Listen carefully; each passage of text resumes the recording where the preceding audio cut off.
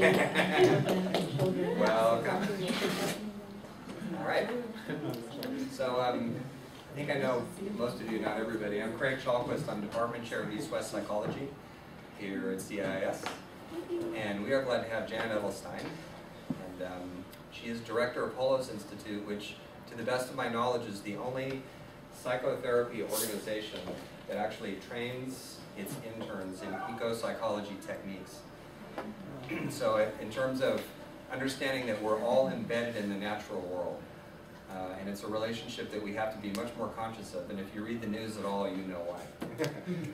So if you don't know too much about eco-psychology, you'll know more at the end of this presentation. And I remember when I met you years ago, I was going over to her place to talk about some things that were happening between, I wanted to know more about Holos, and so I came over and I thought we would kind of sit and have tea and talk, and Jen said, let's take a hike. So we did most of our talking out on the flank of Mount Tamalpais. It was great. We watched the water, and it was lovely. And when you go outside and actually make nature more than a backdrop, but a participant in the conversation, it has a completely different quality. So with that, thank you. Thank you. Thank you all for coming. Such a beautiful evening. Could have gone for a nice walk. So I wasn't going to do a slideshow, but a couple of nights ago I had a dream, and it was really kind of funny. It was in this room, and the participants were complaining that there wasn't much nature in the space. and so I thought, okay, I have to do the slideshow. So forgive me if it's hopefully it won't interfere too much. It's really to just give you just a little visual and kind of stir your imagination a bit as I talk to you about what I'm doing. So as Craig said, I'm the director of Holos Institute. I've been there for 10 years. Many of you probably know about it, or at some point or other may have been connected to it. Oh, it's Sophie. Okay. Hey there. We have 2 board members right here. Thank you. I just got going. And I'm also, I've been in private practice for 27 years now, so I didn't start out as an ecotherapist. I started out as a depth psychologist who had a deep interest in long-term connection with the wilderness and outdoors and backpacking. And as time went on, I found it more and more important to bring in eco-psychology into the work. So I'm going to talk to you a little bit about, present to you a paper about, that I recently wrote about eco-psychology and application of it. And then I'm hoping that there'll be plenty of time to do some questions and answers, because there's many different directions I can go in. So I'd love it to have a little dialogue and conversation. I'm starting out with this wonderful quote from John Muir. I went out for a walk and finally concluded to stay out till sundown. For going out, I found I was really going in, and that is a deep part of my personal and also professional philosophy. And I actually was kind of stymied when I was writing this paper last fall, and Craig posted on Facebook a quote that really kind of opened up the floodgates for me. By the way, here I am. So I'm most comfortable when I'm outdoors. Don't do too well in urban settings, but I try. Craig gave a quote from Paul Cézanne, once stated, "The landscape thinks itself in me, and I am its consciousness. Nature is on the inside." And this very aptly sums up a key perspective of eco-psychology, the approach to healing from that perspective. We are in the landscape, and the landscape of our lives cannot be separated from the experience of the psyche. Let's see if I can get this to actually play.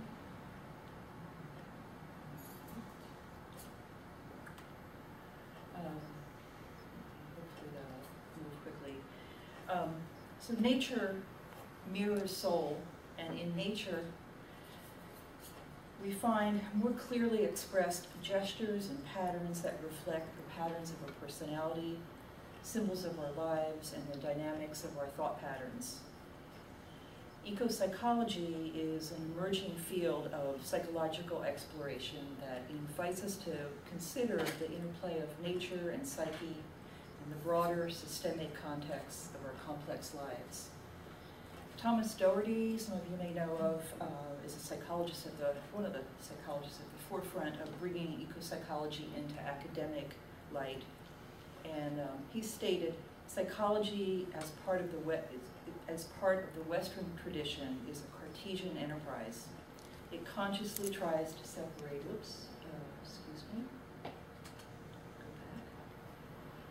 It consciously tries to separate humans from the rest of nature. The separative tendencies of the modern human mind have dug very deeply into our psyches, and it's created a multitude of suffering, rather. It's kind of at the murky core of our modern pathologies. So I see this often, like anxiety, substance abuse, depression, interpersonal turmoil. I see heads shaking, we all know that. And it's really that arises from that sense of separation. So a nature-based psychology offers a dissolution, a possibility of dissolving those separations, and it calls upon the human psyche to consider the relational condition of any two objects or beings. So imagine a psyche that describes and perceives itself, self, purely in a relational context to the world, unseparated and intricately dependent upon all that surrounds and contains us. Imagine a psychology that embraces the soul of an individual in the context of the ensouled environment in which it exists. And by ensouled, I suggest that all things are enlivened. There's a spirited presence in everything, and as such, everything is endowed with soul. And when we really accept that, it starts to really shift how we relate to everything.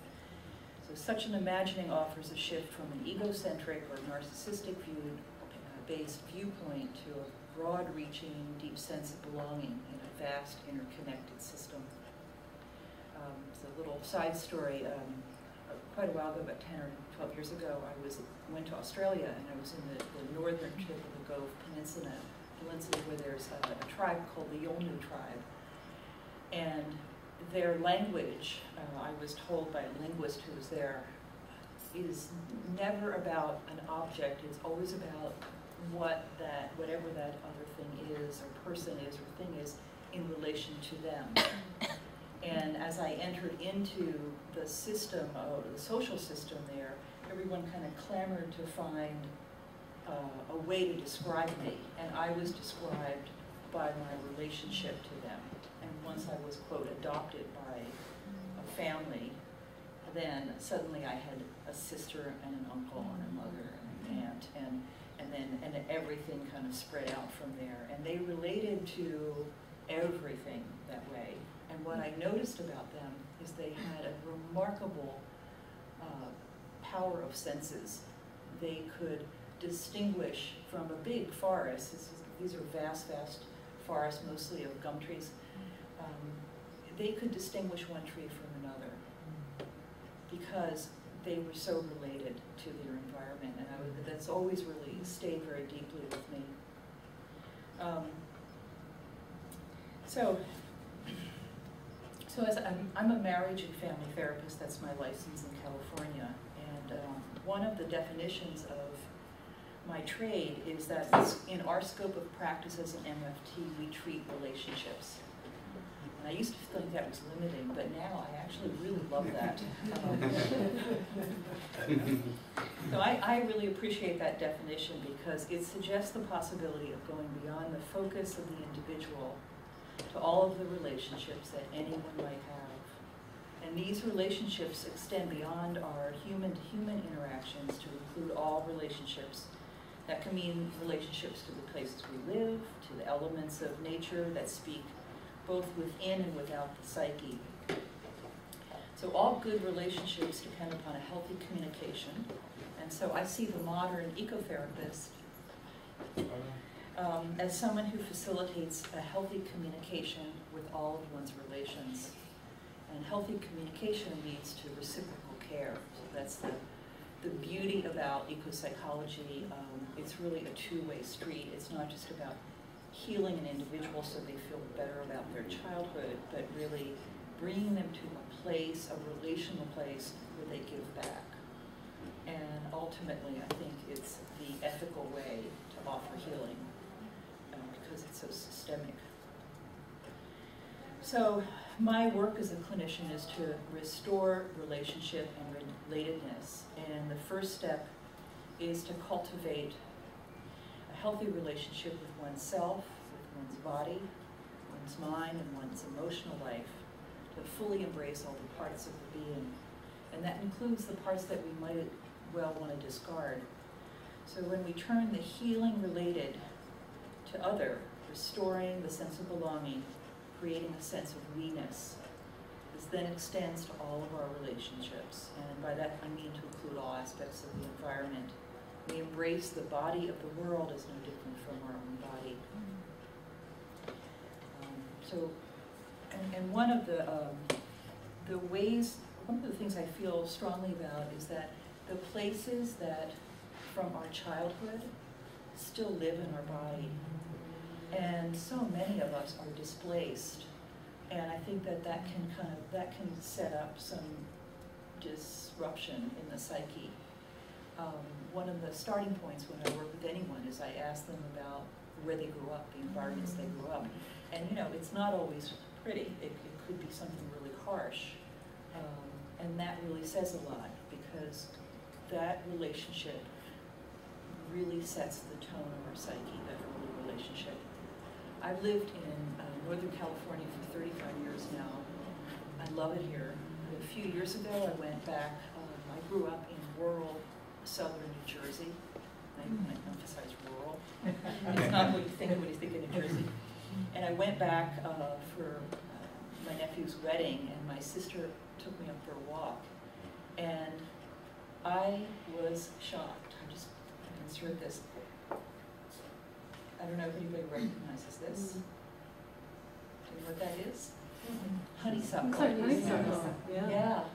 Okay, my grandmother had a big arbor of honeysuckle. It was my first association. I saw this huge bush, and the fragrance took me right back to my childhood and going to visit my grandma Mabel, who I dearly loved. And then we walked through a swampy wetland. I don't know if anybody knows about skunk cabbage. Yep. My body felt a sense of like that kind of nervous buzz in the body just went and out. I felt like I was home, even though it's not my home at all anymore. It hasn't been. The body remembers it. It's so deeply ingrained in us, and that made me really think about what happens to all of us who are so shifted away from our land, our original landscapes. And not that I'm holding that as an ideal and that we need to get back to where we came from, but that we do need to pay attention to that and consider our relationship to that.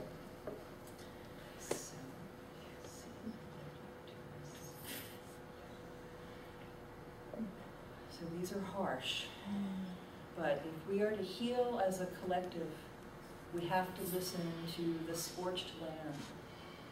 We have to dialogue with the remains of the clear-cut forest. We have to speak to the rising ocean.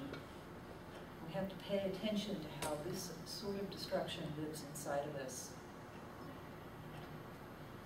The great gift of this world is that we can have access to a fruitful, vibrant, verdant landscapes within our psyches, and in those places of great inner resource, we might find the empowerment to move forward in the outer life and connect the ideal imago to damaged self-objects, to contact the energy, to make change in both our personal and collective lives, and to turn despair into informed hope. So these are the ways of a psychotherapy that's ultimately relational and invites the soul to be fully present and interactive with the world. So I'm often asked, so some of these slides will be relevant, some not, but sometimes we have to look at things that I find curious. Some of you may recognize this. when I try to explain about eco-psychology, I'm often asked, well, how does it look in practice? And that's really great because in this is a newly forming field, and I think it's kind of clamoring to define itself in applied terms. There's a lot of theory, but there's not a lot of this is how you actually do it. And I think it's one thing to facilitate an experience in the outdoors or in the wilderness areas, or a mindful experience in urban areas. It's another thing to bring it into a clinical realm of actually doing psychotherapy from that perspective. So I find that there's many ways to examine our relationship to the environment, and there's many ways of engaging people.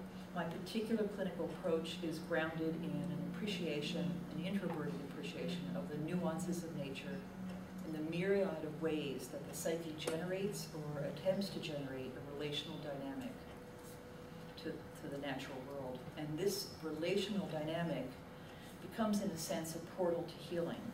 It offers a movement of psychological and spiritual growth that can create the reciprocal action of respectful care and possibly even some positive change for the environment.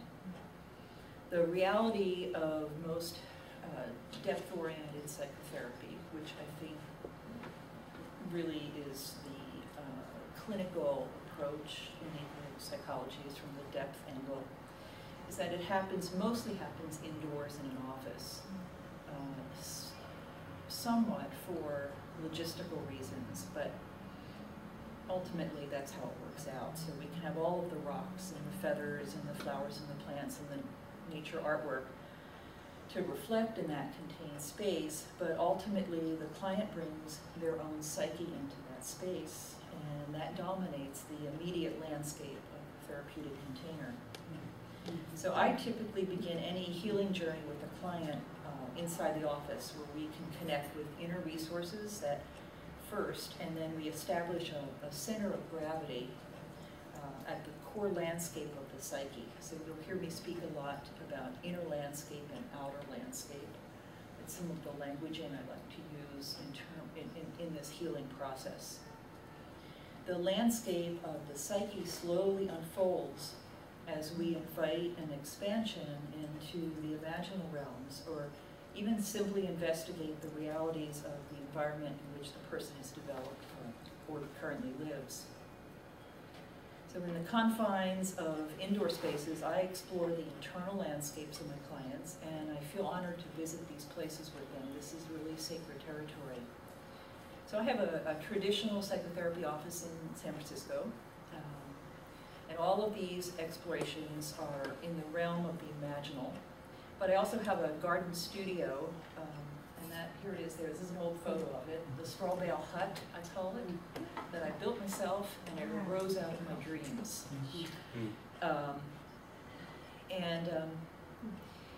It's great to have it. It's in the backyard, and so it's in a garden space, and it's always changing.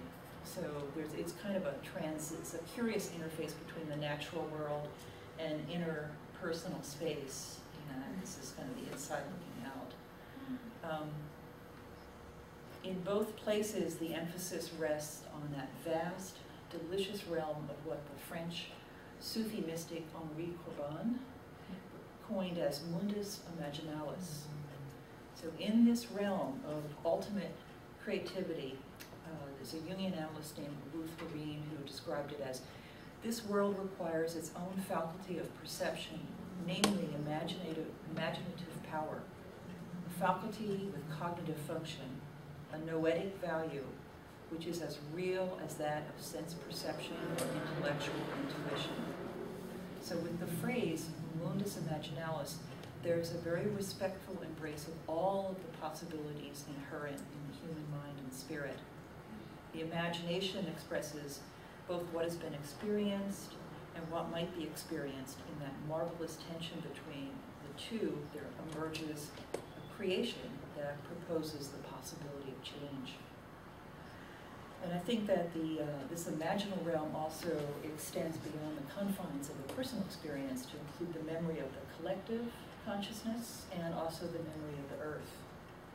And it's precisely in this memory that our relationship to a world ensouled has the potential for healing. So the client brings their extremely precious, complex, and often weary, eroded psyche into the psychotherapy session for healing.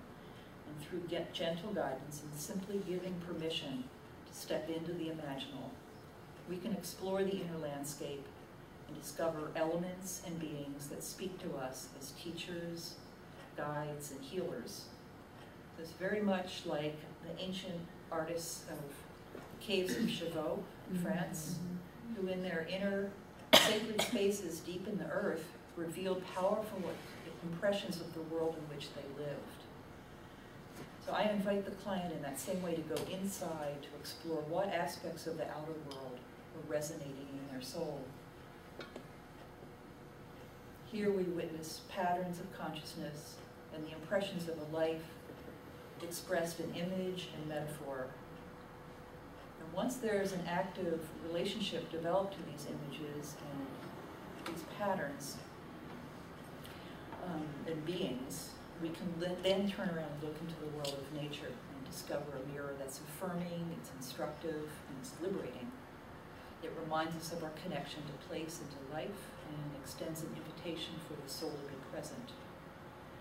And one of the ways that I use imagery a lot in my work, and sometimes, in inviting it, there's a lot of techniques for invoking it from the client, but also suggesting imagery to start off the journey, to start the movement into the inner landscape.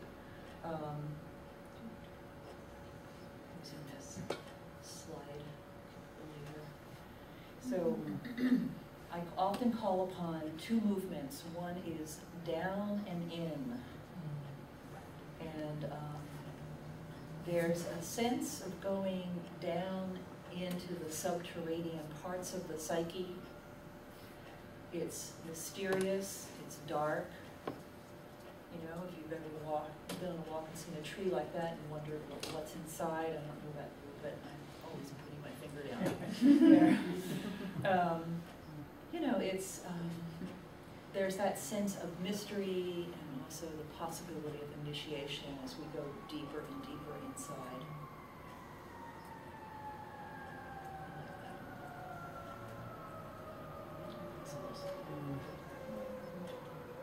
After a while, it's a wonderful image of just what's beyond, what's in the blackness.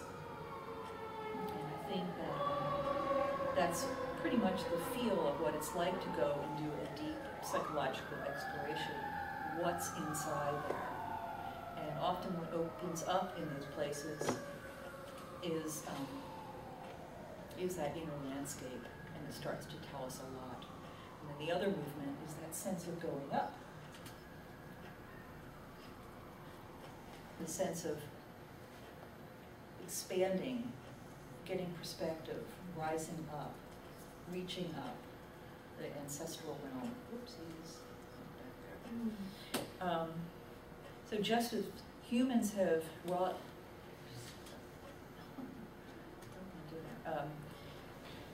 damage and destruction to the planet, our inner landscapes can reveal the aftermath of destructive forces. So I'll give you a couple case examples. There was a woman named Kira. It's a fictional name. She was a 40-year-old woman when she came to me, and she had a history of really severe physical and sexual abuse throughout her childhood. Really violent. It was it was astonishing that she was still alive. She also had a history of drug and alcohol addiction since adolescence, but she had found her way to recovery since early adulthood. She was a professional woman. She seemed very functional at some level, but she was always in a big relationship drama, and she had really clear signs of post-traumatic stress syndrome. She was heavily medicated for that. She had a pretty severe anxiety disorder too. She would dissociate for long blocks of time throughout the day. In fact, it was kind of scary. She'd be driving down the freeway to get to work, and she'd suddenly be like several exits beyond her where she was supposed to get off, and she had no idea where she was. So there was no resting spot for her, there was no safe spot. She didn't feel safe in her body. She was on guard all the time. This constant adrenaline and cortisone overload.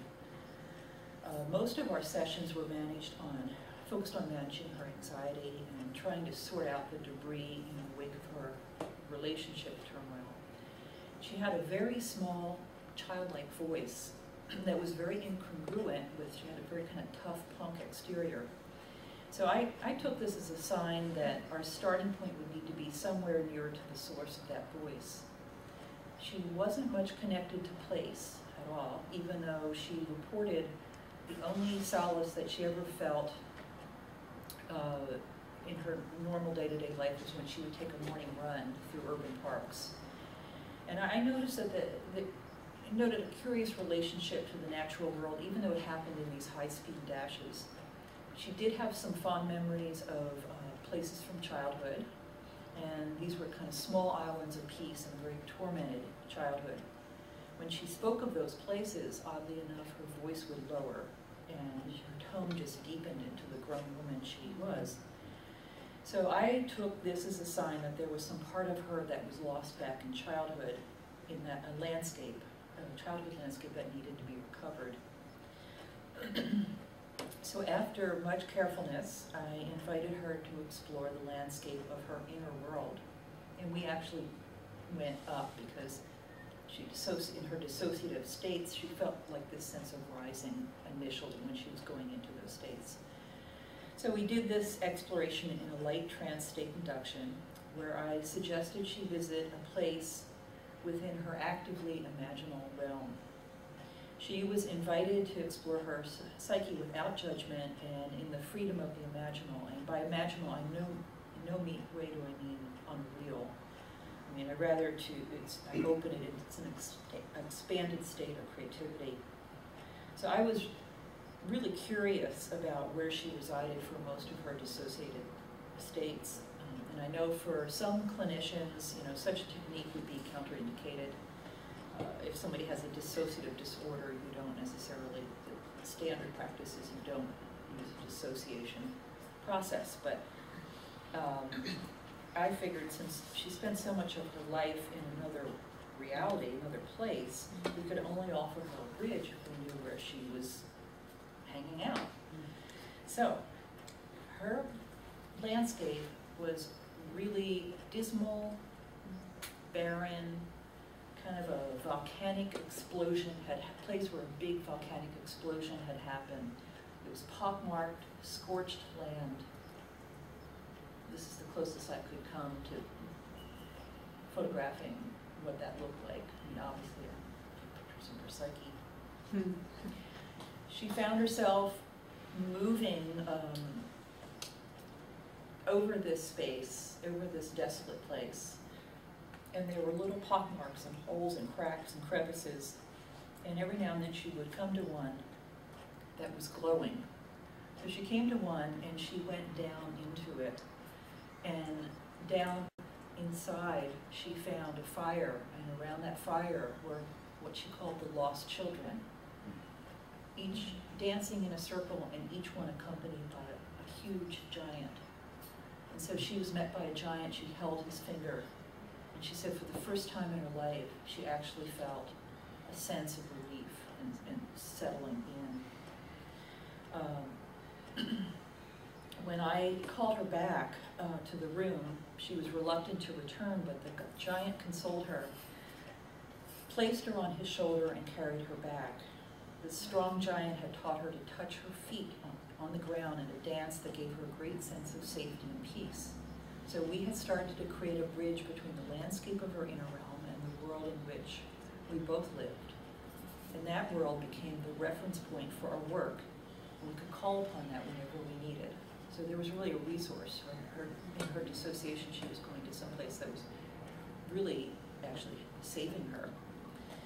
So very slowly, Kira integrated the experience, and she mapped the terrains of her urban park runs with her imaginal realm, where her dissociated psyche danced with a protective giant. The giant, along with the orange light, the fire circle, became a touchstone felt image that could be used to reconnect her when she felt prodromal of the dissociative state. And in her urban morning runs, she could begin to sort out a landscape that was indeed full of holes, but also had a familiar quality to that fire circle.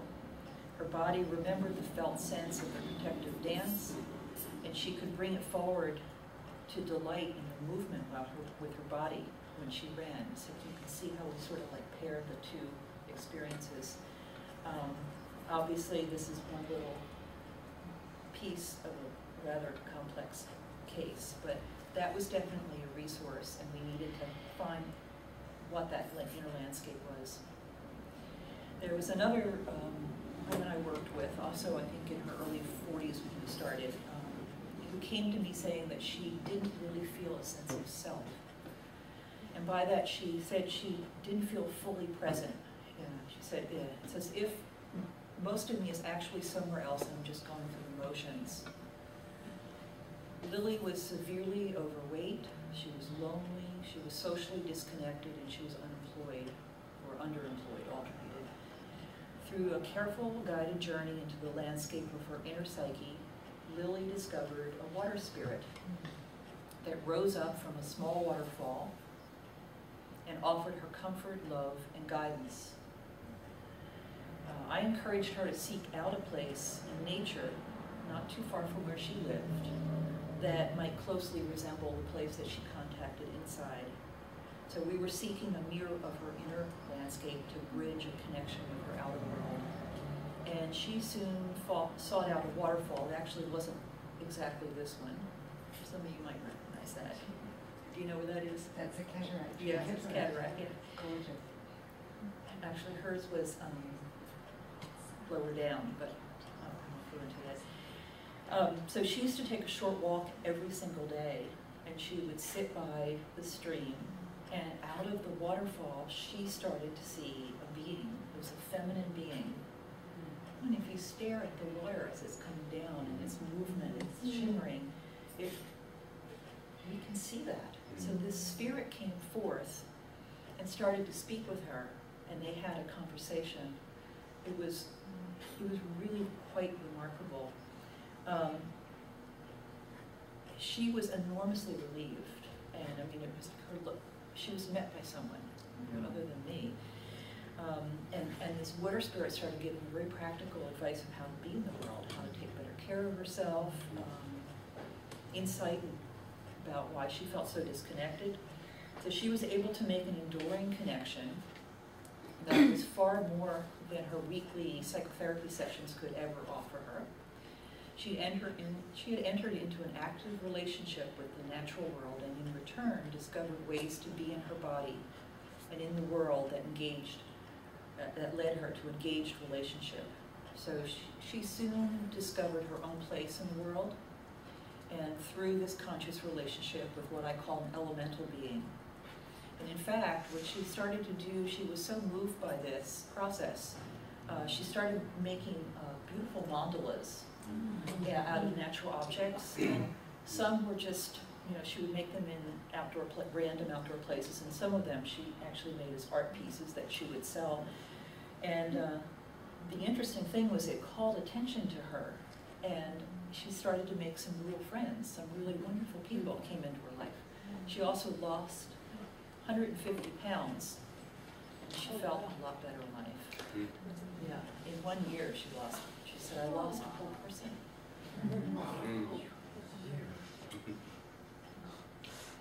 It's quite interesting.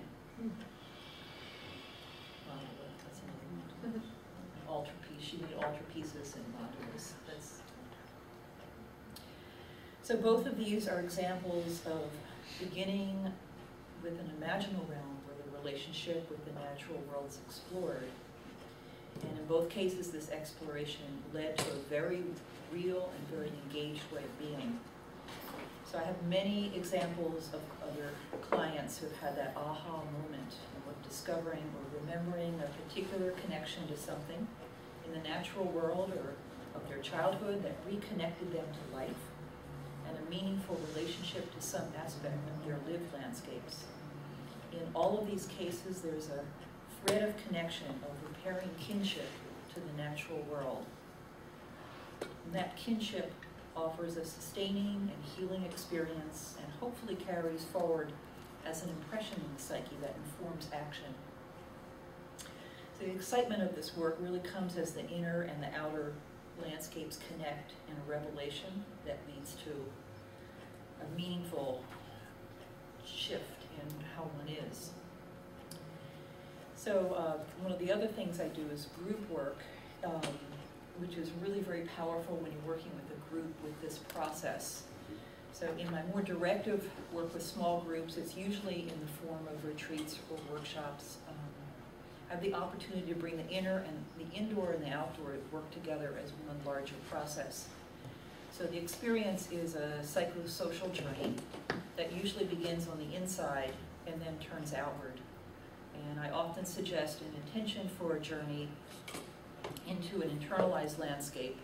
It's much like setting the general plan for a hike in nature, right? So intention gives form to need and longings, but it remains open to the unknown.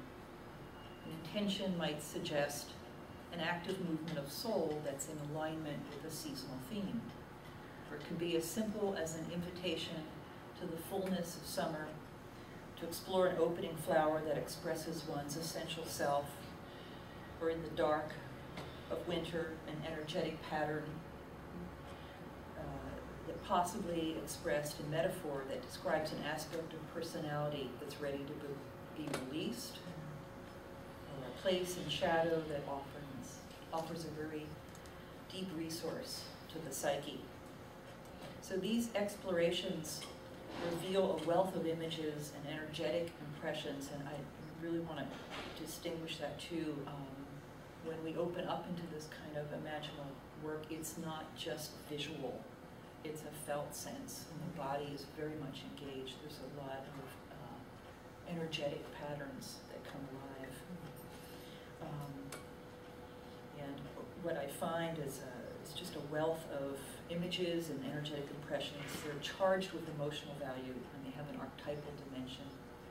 So when the participants can turn their journey into the outer world, there's a numinous quality to the discovered reflections of those images.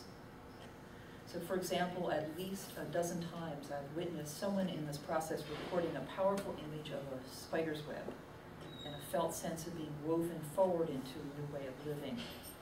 So oftentimes there's a direct contact with the spider or its web in which there's a sense of that web reflecting or rebuilding a connection into a vast system of belonging.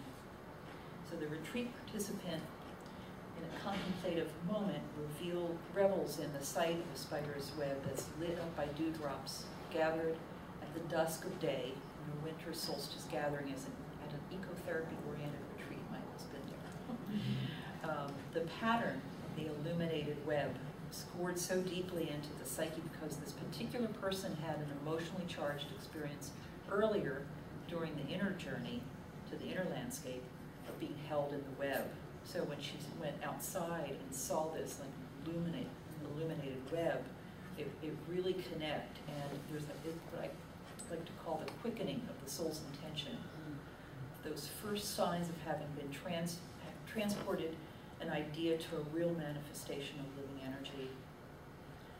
Another person had a strong image of a rainbow bridge while she was seeking information about her next steps to actualizing a vision. And then later that day we were outside and there was actually a real huge rainbow in the sky. So in this moment, outer reality mirrors a potent inner vision, and it creates a very huge shift in consciousness. It's way beyond the capability of traditional psychology methods. So we can only sit with the client's perceived shift of awareness. It can't be construed by the therapist. It's an act of grace, and in that there's a surrender of the therapist's role to a great energetic movement. So as an eco-psychotherapist, there's certainly a lot of relief in being able to take the client outdoors, an individual client. And in a small subset of my practice, sort of dictated by logistics and the acceptance and comfort level of the client, I then take the focus from the inwardly directed exploration, the psycho-spiritual journey to the outer world. Let's see. This is more like that, just that entanglement. So, in an ideal frame, this is an experience of the outer world that mirrors the inner landscape, and one makes a real connection that speaks to the psyche. The discovery of the emotional and the mental dynamics in the expression of nature offers the opportunity for change in consciousness and also somatic patterning. So nature becomes a vast tapestry that's an expression of the inner world. So as we pair the inner and outer, the possibilities are heightened. And in an ideal world, we can actually hold the sessions outdoors in a potentially healing natural setting, or even in a gritty, reality-reflecting urban landscape. Nature is everywhere. It's in the cracks of the sidewalk. Give it a chance, and it will flourish. I find personally, I mostly do this work in wilderness areas or major park areas. As the therapist, I'm a guide and a translator, but I'm also a participant who's subject to change.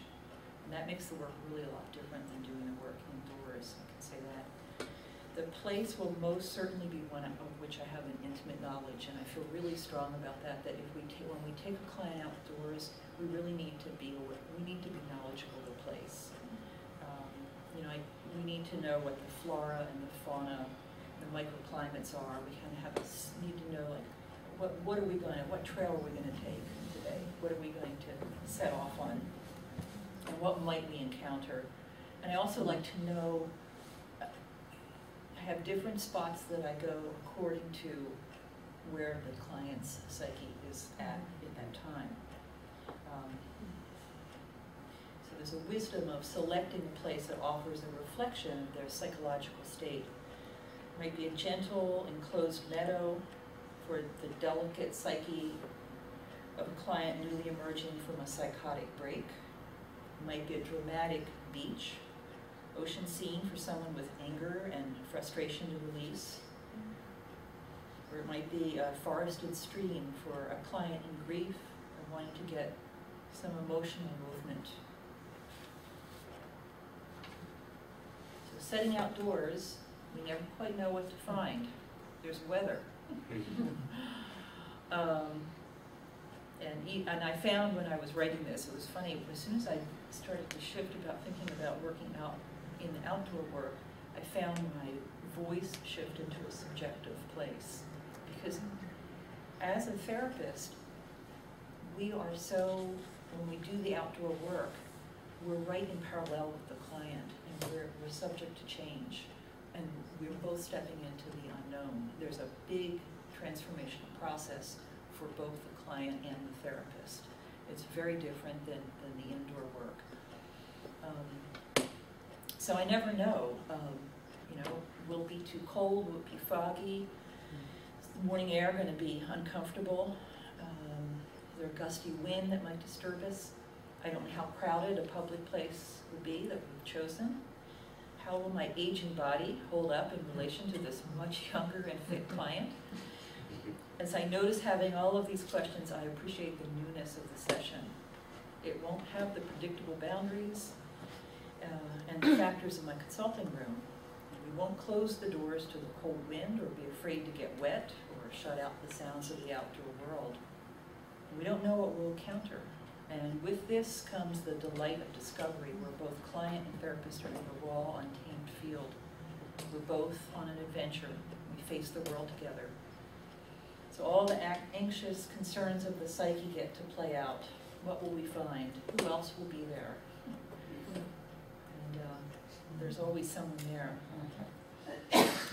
So, and I also find that the therapeutic alliance really shifts. Yes, being looked at.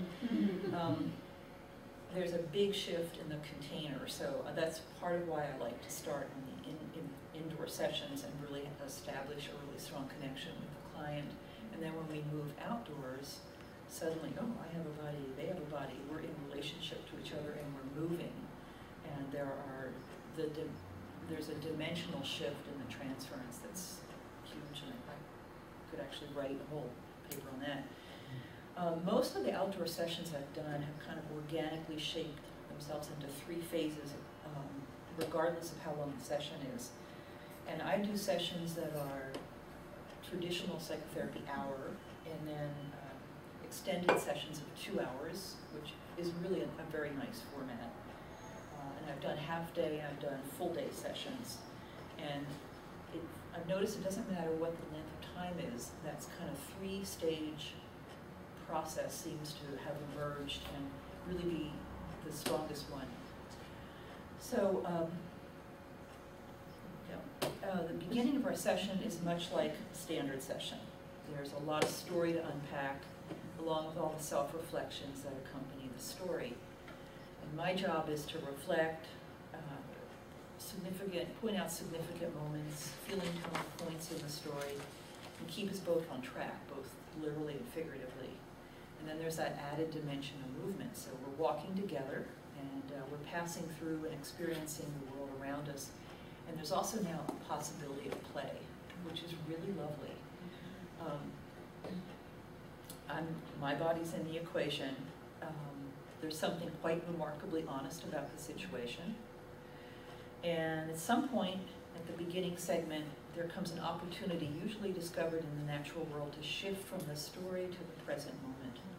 So for an example, in one, this was a day-long extended session with a very overly stressed professional woman, client, who's kind of spilling out the woes of her life. And I noticed when we start out, we're always walking fast, right? The speed's fast, and it's like, that's okay, we're keeping up with it. It's like the story, the energy has that kind of high-pitched, rapid pace, and then it slowly starts to slow down. And I'm looking for those little openings where I can invite that slowing down. And we were on a walk, and because I knew she was coming with a lot of energy, I chose a trail that was steep. Gotta work it out, you know. And we were walking along, and she's had clearly quite a remarkable story, and I don't mean to dismiss that. But it had rained recently. There was a big muddy patch, and there were the tracks of a mountain lion. So I could go, oh, look at that! You know, there's a mountain lion was here probably just a couple hours ago, and it was going that way. You know, that's pretty exciting. And I have, by the way, only twice now, actually seen the mountain lion. Maybe about, I think the closest I've gotten is like from here to you.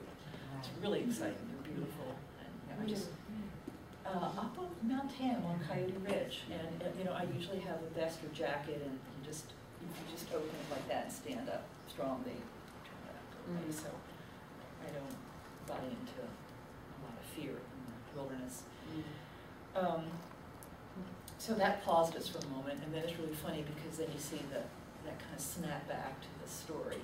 But then my husband did blah, blah, blah, you know. He pounced on me.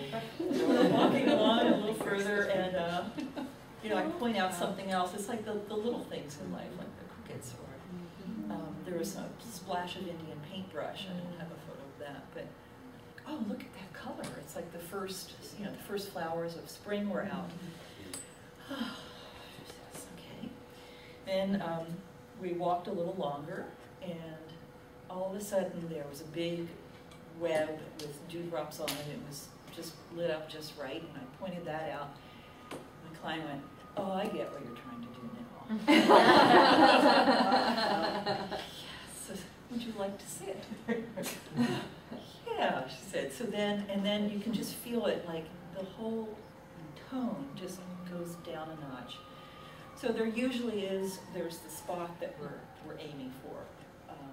And that's part of the intentionality of it. It's like going on an inner journey. There's an intention of where we're going to land. Going on a hike, you have an intention of where you might want to go over such and such a pass. Now you may not get there, but that's okay, but the intention is really important because it really sets the tone of the journey.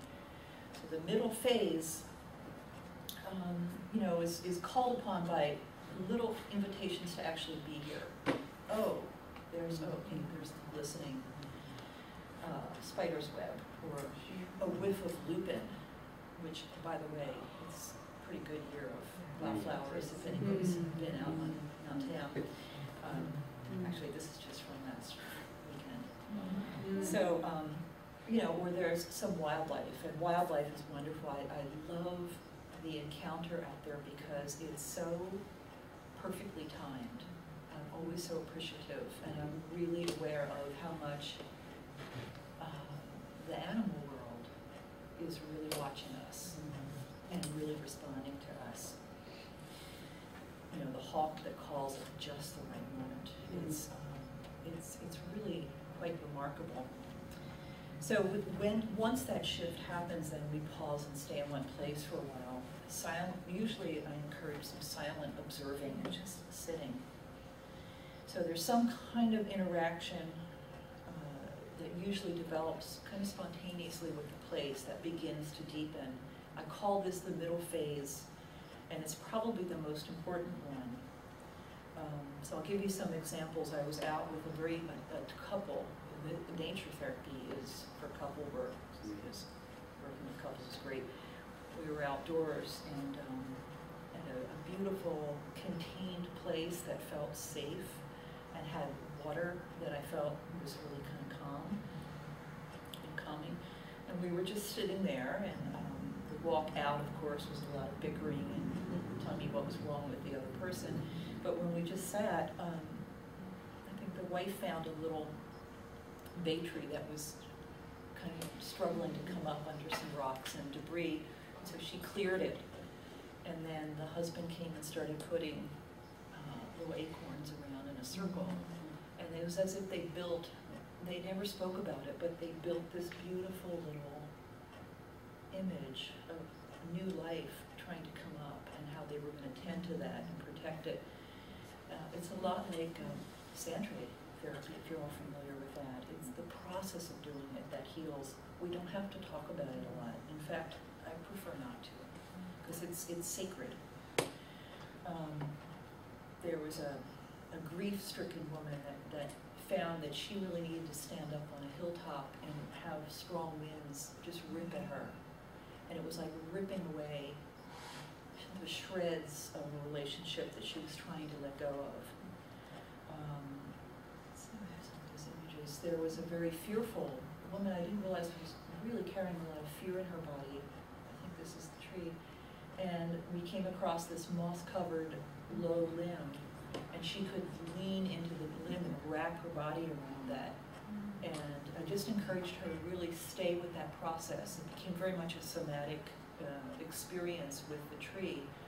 And she was there really for a long time, but it shifted something in her. It gave her, she felt like the fear in her body was kind of draining out.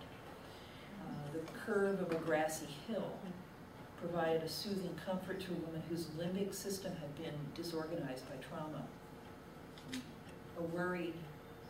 A large stone spoke to a worried woman and offered her a wisdom that feels solid, connected her to her ancestral roots. Rocks often speak to people.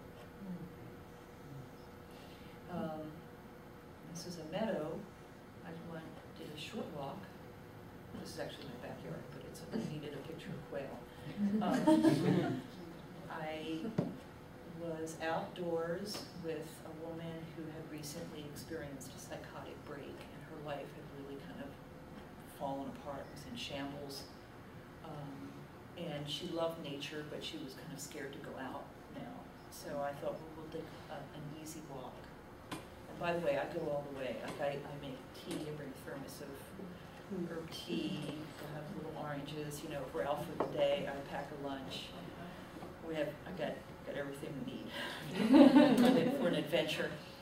So we just went out to a little meadow, and we were sitting there, and a flock of quail came down. It was early morning, and it couldn't be more perfect. The quail was running around, calling to each other, and then all of a sudden everybody flew away, and there was just one little guy left alone, and he kept saying, "Where are you?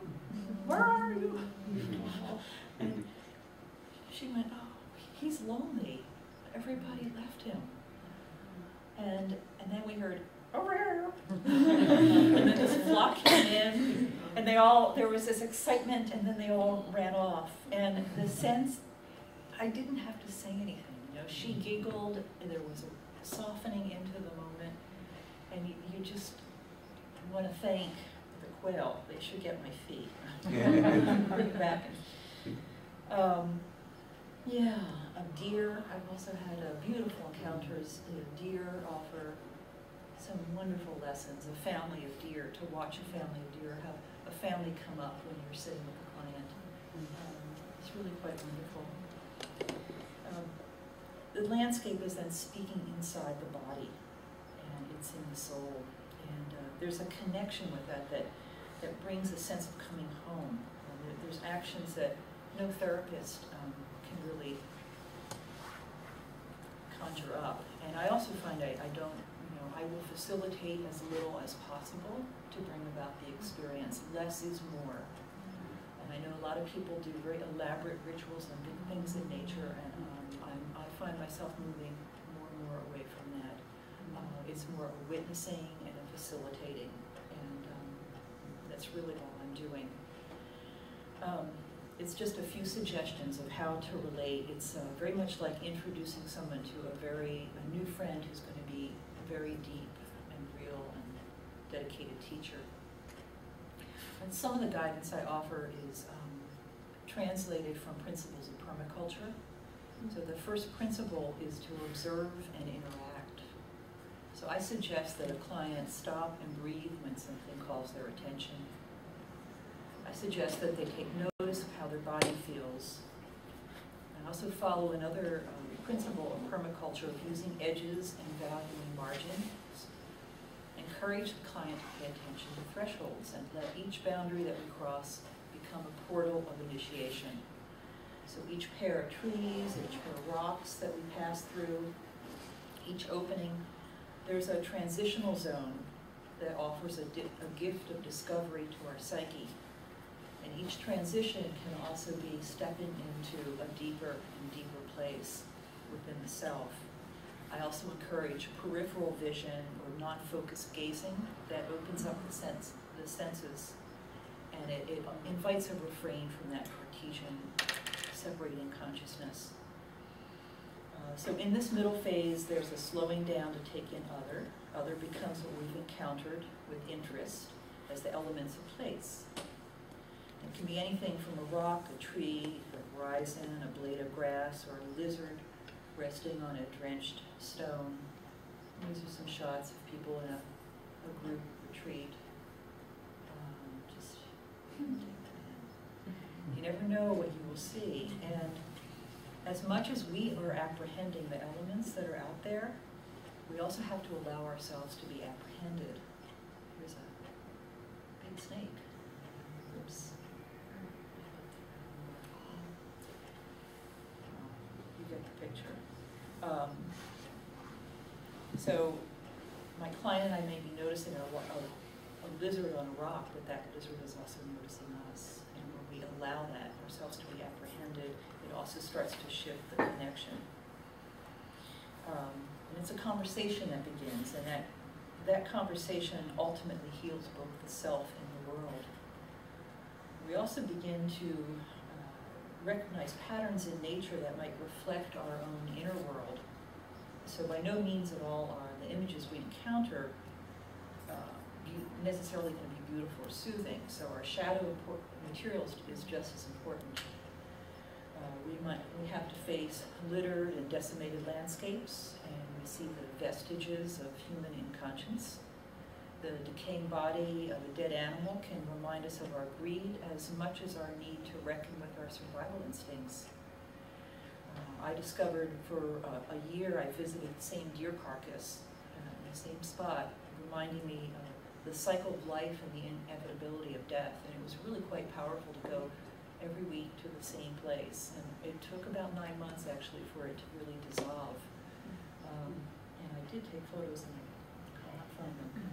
But that sense of decay is there, and it's also part of the natural cycle. The roar of a crashing surf can mirror an internal rage seeking some dramatic expression. In nature, we see images of death, decay, destruction, dominance, which are all aspects of the human psyche that, left unconscious, can become demonic forces. And when we carefully expose the soul's shadow through its parallels with the natural world, we find a path of reconciliation. So the final process is integration and reflection on the conversation with the natural world. And usually in a nature therapy session, it happens on our way back, when there's a sense of a natural conclusion, we're out there. If I'm not so pressed by the time constraint. And really, you can do it in an hour, which is really kind of interesting. There's a curious shift of perception as we're walking back, and I'm always noticing this, that the client often might notice something that they overlooked on the way out, because our perceptual field is just, our senses are wide open. And we also have this shared sense of having a shared experience. It's really quite wonderful. So the walkout itself is a process of reintegrating the insights, the psychological reflections of the physical world, and also a delight in the minutiae. It's the walkout. There's a limbic resonance with the place that's opened up a new level of healing. And we take note of the shifts, very much like any good wilderness experience, where we trace back in our mind the touchstones of the journey, inwardly laying little cairns or rock piles to mark the transition points, so we can return to them over and over again. And at the closure of the sessions, there's often a noticeable appreciation of the place, and with that, a sense of belonging. And as the guide of the journey, I feel such a deep sense of gratitude to the curiosity and the intention of the client and the gift of the natural world. So this is the work that reconnects, and the place where psyche and nature meet. And in this meeting place, we discover our true human soul and the role we play in creating this world. So I have a poem that I'm going to end this with that sort of expresses this very piece. Let's see if I can do the photos. This is a woman in a deep reflection after a very powerful outdoor session in Mexico. This is from Mary Oliver. You only have to let the soft animal of your body love what it loves. Tell me about despair, yours, and I will tell you mine. Meanwhile, the world goes on. Meanwhile, the sun and the clear pebbles of the rain are moving across the landscapes, over the prairies and deep trees, the mountains and rivers. Meanwhile, the wild geese, high in the clean blue air, are headed home. Whoever you are, no matter how lonely, the world offers itself to your imagination, calls to you like the wild geese, harsh and exciting, over and over, announcing your place in the family of things.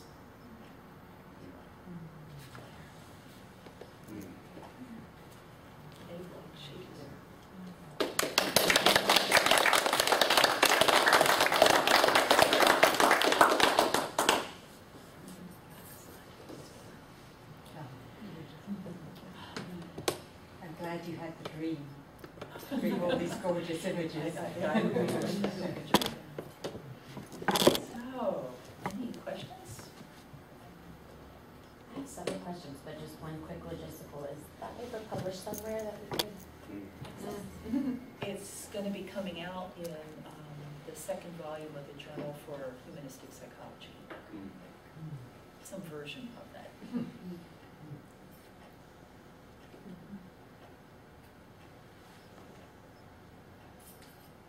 Aware that my whole body like lit up when I was talking about the outdoor work.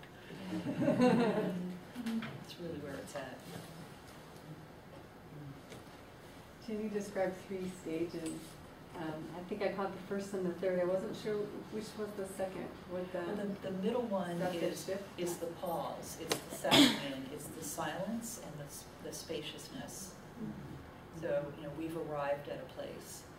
So we arrive and just kind of let you know how an animal, kind of a dog, will like circle around to find the right spot? I let the client do that, and then try to create a space where it's not really very verbal interaction. It can be, but it's much more related to right in the here and now. So it's pretty simple, really. There's the walk out, there's the staying in a spot and coming back. And I think we do that if we just, weekend day, you go out in nature. But this is a little more intentional and just gently guided. First of all, thank you so much for doing this work and sharing it. It's been so moving. And when you were talking about the first woman, when she went into the desolate landscape, you said you used some technique. I didn't catch what was it exactly? Because it was such a rich experience. I'm like, how did she get there? And all this environment. Well, that's a whole other process. I call it a journey, and it usually, with that particular client, I took the risk of providing, I actually had a drum, and I drummed, and that rhythmic sound kind of creates a trance state that she could go into that place. I've taken people on these kinds of journeys in a more kind of classic Jungian active imagination. So we might pick an element from a dream or a strong impression that's come up from some other area of their life and invite them to just kind of go into it. I also sometimes use techniques of Ericksonian therapy. So through language and metaphor and just slowing down the voice, we can invite someone to go in there. The images I showed you of the portals going down and then the ascent going up, I use that too. So I will suggest an imagery. Like I'll suggest someone consider a natural opening into the earth that you may have seen before that invites you in. And then supporting that trance state, we go into that portal and let it open up into another landscape. And we're very intentionally seeking out a healing experience with information. So thank you very much, first of all. And secondly, so I was thinking about how ecopsychology is so powerful for people who live in the cities, to help them, reconnect with the home and with that sense of belonging. Yes. And recently I was thinking about environmental activists, especially the militant ones, such as Earth Liberation Front. And I think the whole subject is fascinating, but it's like they are so connected to Earth, they feel it so deeply. And I was just wondering, what do you think about what they do, and do you think there is a way ecotherapy could help them find a more peaceful way of doing their protests? Or I just want to know what you think about from an eco-psychological perspective. Oh, that's a very interesting question. Well, I don't get real political, but maybe I wouldn't assume that they need to change their ways. I'm not saying that, but I'm just thinking it seems that eco-psychology tends to bring a lot of peace and harmony. So what happens when it brings up anger and angst, and it actually spills into violence in the external world? I think that the anger and then the violence that follows that comes from a sense of disempowerment.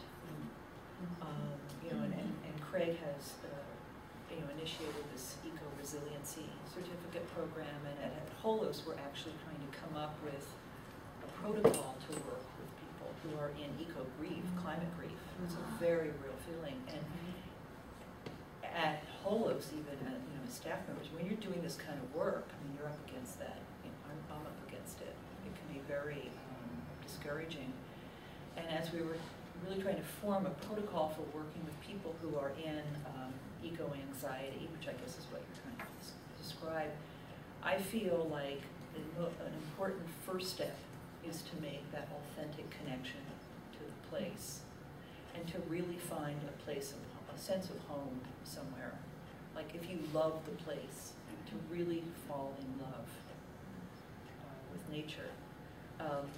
Now, an activist may need to be an activist, and anger is not necessarily a bad thing if it's channeled in a constructive way. Anger can create change when it's applied. It's an energy. If anger gets destructive, then it's misplaced, and there's a frustration. But I do think, we are at such a critical stage in the environment. It's so fragile that when we get in touch with what's really going on, it's just, it opens up this gaping kind of sense of terror and fear and rage. And I am not one to suppress that. I just try to find ways that I can help people feel some way of having a voice to carry forward on that. To not just feel, oh, I'm going to go lie in the grass in a beautiful meadow and feel okay, but that, okay, I can release some of my suffering here, the earth will meet me, but it might also inform me of what action to take. What can I do within the confines of what are the limitations of my life and my abilities? So it's not about necessarily soothing, but rather empowering. Mm-hmm. That makes sense. A comment related to that and then a question, but just I remember reading something, I don't remember exactly where, but relatively recently, where someone did some sort of vision quest practice, I don't remember exactly what, where they were already an activist, and they went and they expected to, they were intentionally having a conversation with the grass or something like that. And they expected the grass to go out, do this. And the grass said something really different. It was more like, cry for a while. Yeah, exactly. So it was something like that, where they actually, but it was like, sort of like their passion that they already had, it was anger, led them to want to engage in a way with, use nature as a guide. So that's... Yeah. And the grieving, the grief is really, it's necessary. And thank you so much. I really appreciate this whole thing. Partly my questions seem very small.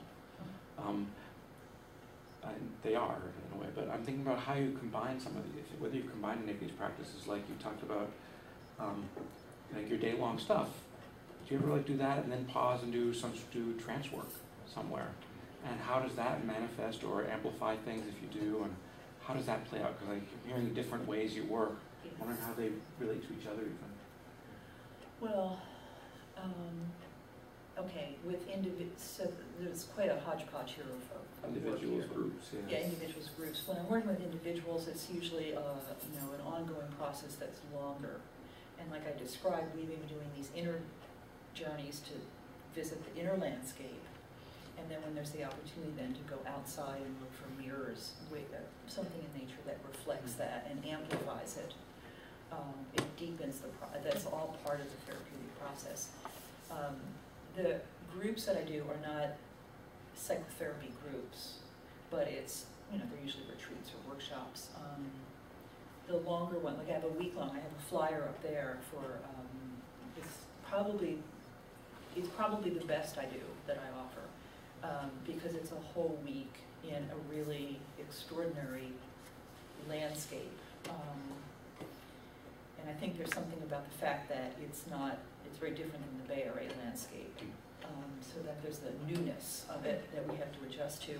But that is, the whole week is a week of kind of alternating between in and out. And the trance, going into the trances and exploring the inner landscapes is actually done outdoors. Which is really quite different.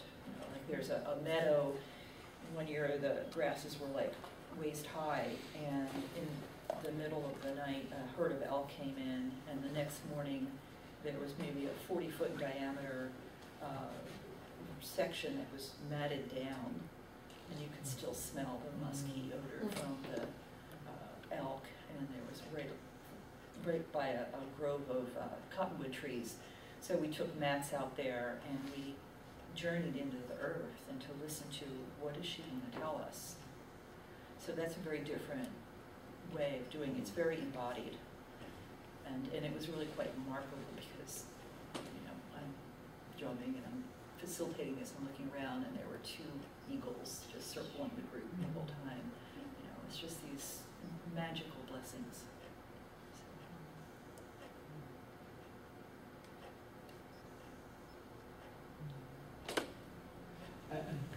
Thanks, Ken. So pictures are beautiful. One of the things I really am kind of intrigued by, and you mentioned this in one of your papers, was the idea of ensouled. The idea that nature is ensouled. And I kind of think like of inspirited also. And I'm just wondering, do you have a sense of difference between soul and spirit? Because I've heard some people talk about soul going down and spirit going up. And maybe that's not even really what my question is. But I guess I just noticed, one of the questions I had though, at one of the Pioneers conference, John Trudell was there, and they had just done that movie Trudell. And he was, I met him later on afterwards, and I was talking to him, and he was talking about how people can feel the spirit in the world. And you know what? I felt scared when you mentioned that. There was something kind of scary, I think. I was going, oh my God, when you say that, John, to hear you say that almost kind of triggers a little bit of fear. That there's such a spirit in the world that sees you and is with you. Because for me, there's this idea that if you can see the good, there's going to be the bad. And you mentioned, like, you said, like, the demonic energy, if that's not addressed. If it's not brought into consciousness. Yeah, that I think for me, that's like a key part about the way we view nature. Maybe it's particularly for older men, that there's something kind of a little scary. And it's like, if you're going to accept the good, somewhere there's going to be the really bad too, like the devil. I mean, maybe it's part of my background of the way I grew up in the Catholic Church and all, but if you've got a God, you've also got Satan somewhere around there. He's lurking around. So when I was talking with John, I said, to me, it seemed like one of the limiting factors to really kind of connect with nature in a spiritual way was this sense of fear that he seemed to bring out in me a little bit, because he's just so out there, right? And he's dealt with so much shit that it's incredible. And here he is saying his truth. And to think about how would it feel to be that truthful and that honest about how you are in the world, and like, ooh.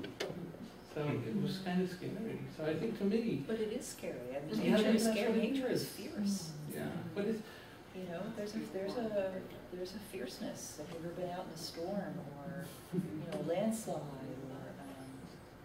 or it can turn really quickly. But I don't think it's good. It's not on that continuum of good or bad. It just is. It's a powerful force. But I also noticed that there's something about being in nature that also gives that sense of encouragement, a real sense of courage in a way. And for me, I think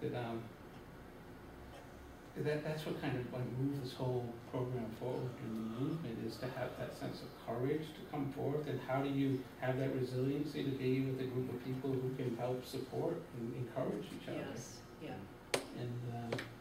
And how do we encourage ourselves in a way also? Yeah. How do we keep that? How do we keep those connections? So I like that idea, like that third part about how you come back, and how do you keep that connection with nature? Yeah, it's alive. It's like any kind of relationship. If I went to a conference or workshop and I met somebody I thought was really great, but then we had this big connection, but then we go away and we're separate directions. It fades away. It's just like a teacher that might appear. That we have to cultivate. We have to keep it opening. Usually, I think, if it's a big enough experience, if it touches us deeply, we'll keep that connection, we'll honor it. And we have to have many of those to kind of gather up. I do think, nature is quite a force, and it's dynamic. There's nothing static here. And nothing in life is really static, it's all moving. So it's, and that means that our psyches have to move too, and have to adapt. Well, even as you were talking about working with the client outside, that we both have two bodies, like the idea of being embodied and just movement, just that sheer part of moving together, Yeah. seems to have like that somatic sense. That might be, that somatic memory might be a way to kind of keep that embodied, the sense Yeah, of being embodied. absolutely, absolutely. You know, this may seem tangential, but you know, I also do EMDR. I don't know if you all know about eye movement desensitization, but you know, it's a way of reprocessing deep emotional experiences that are kind of trapped in like a neurological pattern in our psyches. And the Francine Shapiro, who discovered it, actually came upon the idea when she was out on a walk. She was stuck on her PhD, and she was walking fast, and her arms were moving like this, and she realized that she was doing this bilateral stimulation, and she was literally reprocessing the problem she had and the knot of anxiety she had around it, and she sort of worked through this whole problem. And sometimes when I'm out with a client and we're walking fast, I'm like, man, we're actually processing something with our bodies, and we don't have to. There's so much happening on so many levels. You know, that's there's visually what we're taking in, what our ears are hearing, what our bodies are moving, and then there's whatever the dialogue is. It's multifaceted. I just wanted to thank you for talking with such a great talk. I guess what I struggle with is the kind of anthropocentric viewpoint of the kind of human nature, and we are nature, and that kind of a part of it. You talked about that with kind of decay and coming back, and I guess it's just kind of a comment just for me. I'm such an environmentalist, and I consider myself an activist, and I do a lot of those types of things that we were kind of talking about over there. But that kind of wall against nature that humans put up, but then we want to be part of it at the same time. So I'm just kind of like wondering what you think about that, and because nature is similar to what you were saying. It's kind of the yin and yang of you could get killed in the ocean, but you look at the ocean, it's so peaceful at the same time. So that it is this kind of interesting relationship dichotomy between pristine beauty and oh my God, volcanic eruption. Run for your life kind of thing. That's still nature. But so I guess I don't know what I'm saying, but that kind of where are humans in nature, or are we just kind of looking at nature and using it as a kind of tool? Or well, I hope we're not just looking at it and using it as a tool for our own personal healing, because that seems way too narcissistic. Sure. I don't want to participate in that. Sure. I think there's a deep separation from nature, and that's what I'm trying to heal. Right. Now, I'm just a psychotherapist, so I work in the psychological realm, psychospiritual realm.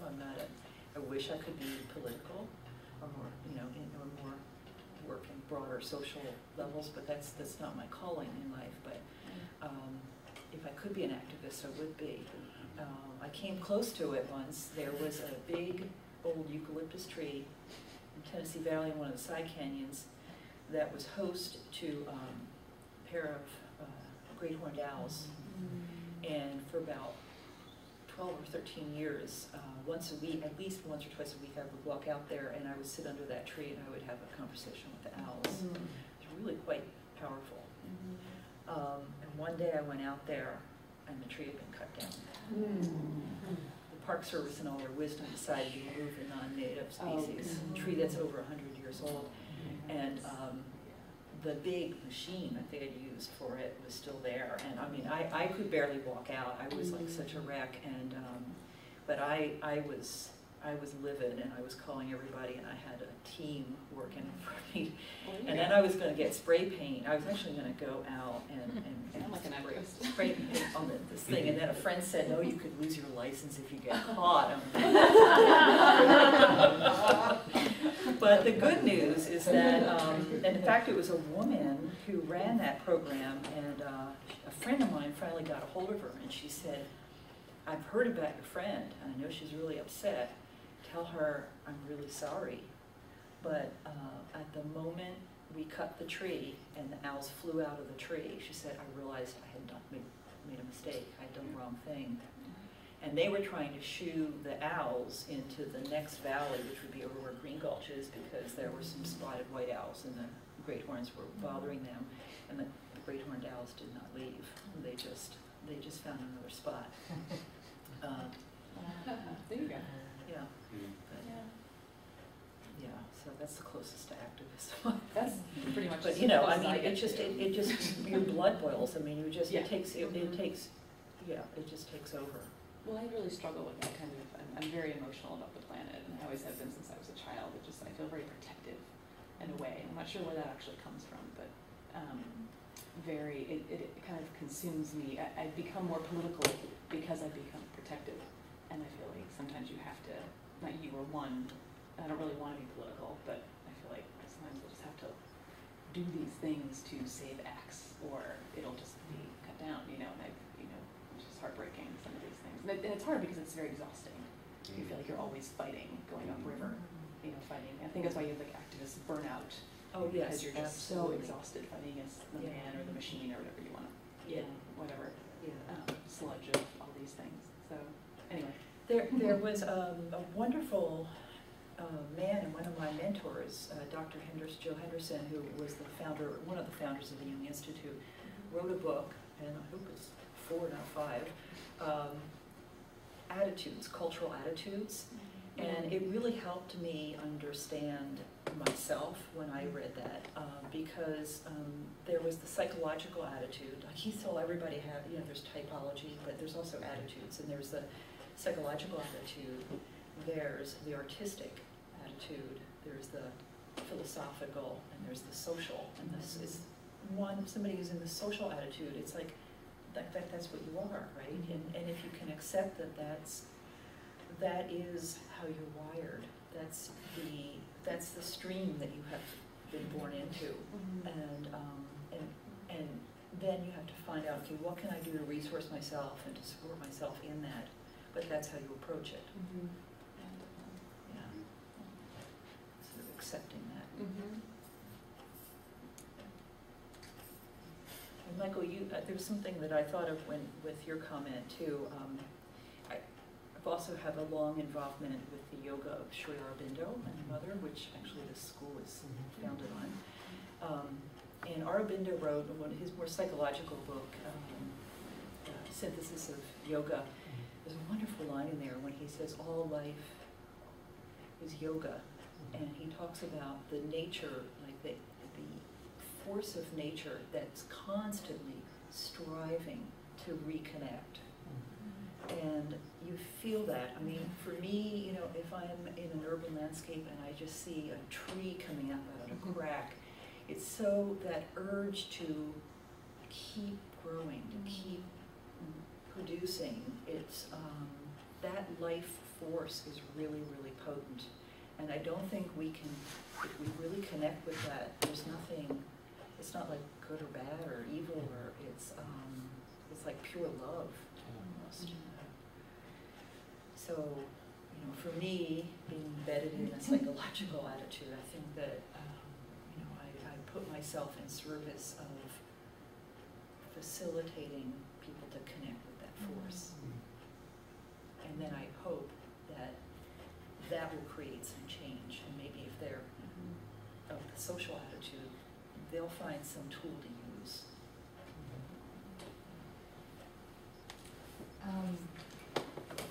So much is going on, such a rich conversation, and thank you so much. I was thinking of Osprey Oriole Lake, I don't know if some of you know her, who's head of the Women's Earth and Climate Caucus. And she has a talk, and she says how she was arrested twice in 1 year. And the first image that goes up on the screen is her in handcuffs being hauled off protesting the tar sands. And then the second image she shows is of a great-grandmother tree in a forest. And she talks how this tree arrested her. In other words, really just laid claim to her. And so these are the two different arrests. And it made me think about this, what you were talking about allowing, I wrote it down here, hang on. Allow ourselves to be apprehended. Yes. And so I'm curious about that, and if you could say a little bit more about that. Okay, and I think that might kind of also segue to what you were saying about that separation we have from nature. You know, we look, we observe, we see it, we judge, we make all these ideas about it, but it's alive. There's a consciousness in everything. And when you really allow yourself to perceive that, you have to understand that there is a sentient being in, you know, that rock or that tree, and it's watching me. As much as I'm thinking and whatever my psyche is doing to take that in, it is taking me in. And I you know, that may seem far out, but I believe that. You know, I live by that. And when you do make that kind of turn into accepting that, and that's the world ensouled, it's alive, everything is alive, it really radically shifts the way you relate to place and people and everything. You know, it's a real consciousness shift. I just wanted to add to that conversation my recent awareness of vulnerability, just vulnerability of nature, because I think it's so vast that it's hard to perceive that part of how vulnerable it is. Yes. And it's really moved me and made me protective. Just recognizing its vulnerability and the need for us to protect Yes. if we can. Yeah. I just came back from Ecuador, and I was near the Amazon. Well, I was at the edge of the Amazon, and it's really stunning, like how much has been destroyed there. And of course, you know, the big oil fields that are coming in. But I met a man there who had so loved the earth. He bought this, what had originally been like original rainforest, had been logged and stripped and then used as pasture land, which is a lot of what the Amazon is turning into. They're turning into soybean fields or pasture land, and it makes me now want to eat tofu, right? And he had taken it and painstakingly has taken this little 10-acre plot and is restoring it to its original state. He's gone deep into the forest. He's got a seed pod of like, there's only like 2 trees left of this particular tree, brought it back, nursed it to life, put it in the ground, brought the soil back to life, and he's been doing it for 35 years. And it's amazing, and he walks you through this forest, and it's just so rich, and he calls it his orchid garden. Well, orchids are everywhere there, but there are orchids the size of a pinhead, and he has a magnifying glass, and the best part was watching him take it and show you through a magnifying glass this world in a pinhead flower, and he is really poor. He's just dedicated to the place, and he swears that it healed him. So that, when I meet people like that, I go, yes, that's what we need.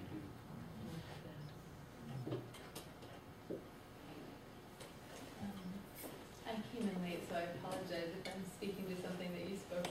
Okay. Take a flyer, by the way. I did. Okay. I find myself, I've lived in San Francisco for over 13 years now, and I have heard several stories of youth that are like inner city youth, so that I and they have this in common, where when I go into nature, especially my partner lives up in Sonoma County, and so I'm like constantly thinking about I might be really moving into this place, and an immense amount of anxiety comes up.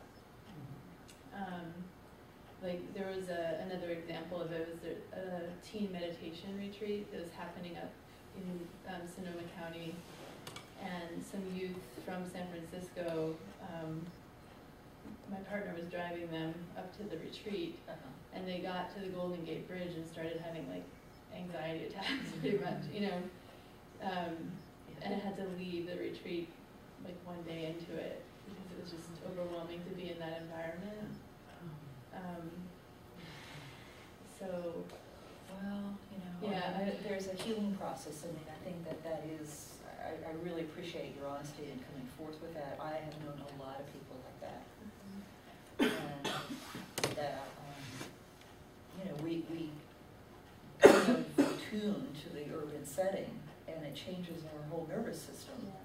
So the idea of dropping that and encountering a whole new landscape is really daunting. So I think it has to happen gradually. There's a healing to be experienced, though, in allowing yourself to slowly move into that place. And you may be a bridge person that goes back and forth. that's my plan, actually. I last week was thinking I was actually going to move there, and now I'm realizing I'm going to live in both places for a while. It's interesting. I have the New Mexico retreat, the flyer there, which if anybody's moved to come, please contact me. But we do a day sunrise to sunset solo on the land, and people will sack the cornmeal and they make like an 8-foot circle and they just sit in there, and it's amazing just for that period of time. The anxiety that comes up around it, and of course there's no hard and fast rule. I mean, last year there was one woman who stayed out for like 2 hours, and that was enough, and then she left. And then there was a guy who was out way past sundown, and I had to check to make sure that it was going to be okay and wasn't eaten by a bear. But I think everybody has their comfort level, and just going to the edge is enough. I don't think we have to push over it. It's kind of like in yoga, right? You go to your edge and you explore what's at the edge. But if you push beyond it, you're going to damage yourself. And so so you're saying that, and this is my understanding, that like our nervous systems become so accustomed to the city life in that environment. And I'm wondering, what is it that happens when in a different environment, there's nothing, I guess it's literally like being taken out of the place where there's an attachment and connection. Yeah, exactly. I actually see in doing this kind of work a lot of indicators of what people's attachment style is, an early attachment. We see it played out in their comfort or discomfort level with the natural world. So it's all, there's a possibility of healing all of that.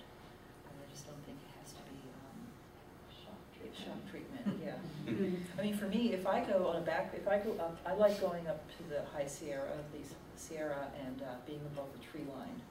And that is the one place where my nervous system actually starts to calm down. There's something about being at altitude that really does it for me.